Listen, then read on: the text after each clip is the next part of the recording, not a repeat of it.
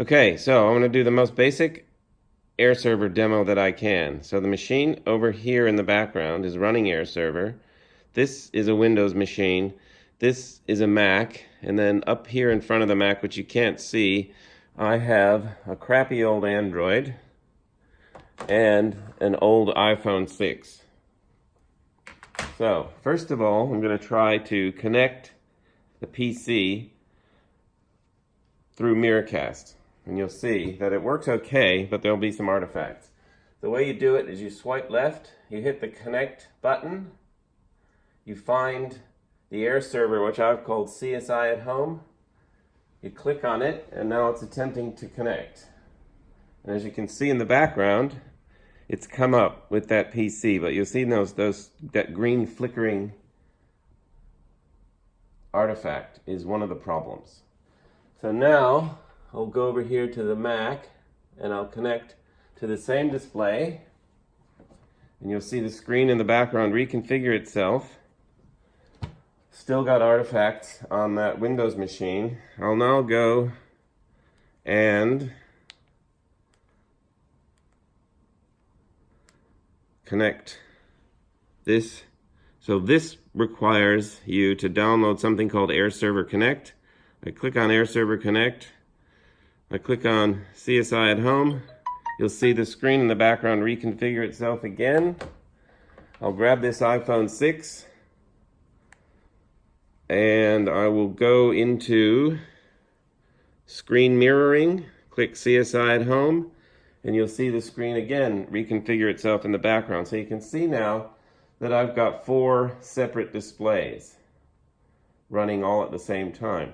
So now one of the ways that we get around the artifacts on the Windows machine, and this is a Windows machine, this is an HP laptop which is configured by the girls' local school, private girls' school, so it's fairly locked down, but it's still letting me Miracast. So I'm going to disconnect and show you the way that we get people to actually connect their machine. So you can see in the background it's reconfigured itself again, the Airserver system.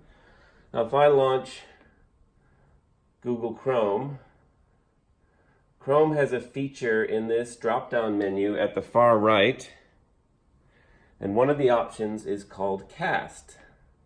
And I can choose from a source. So I'll choose Cast, and it hadn't found any devices, so that's kind of a problem. Normally, as long as I'm on the same network, which I was not, so let me connect back to the same network. See, it's very strange that it worked on the long-range Wi-Fi extender rather than direct to the router when I did it with Miracast.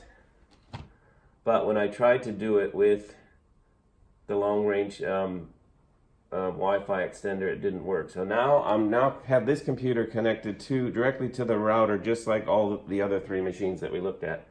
So I'm in Chrome, I'm going to choose Cast, and now I have a whole list of things that I can cast to, but the most important thing is that I choose not Cast Tab or Cast File, but I choose Cast Desktop. And I click on CSI at home. It asks me, is this what I want to do? I say share, and you'll see again in the background, the iPhone's gone to sleep, but if I wake it up, it will come back to life. Of course, I have to reconnect it, which I will do.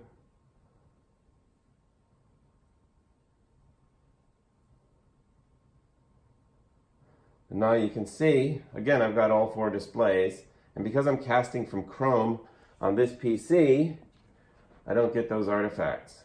Now, the problem that we're going to have is that you can't cast from Internet Explorer in the same way as you can from Chrome. So for PCs that are really locked down, they're only going to have access to either Edge or Internet Explorer.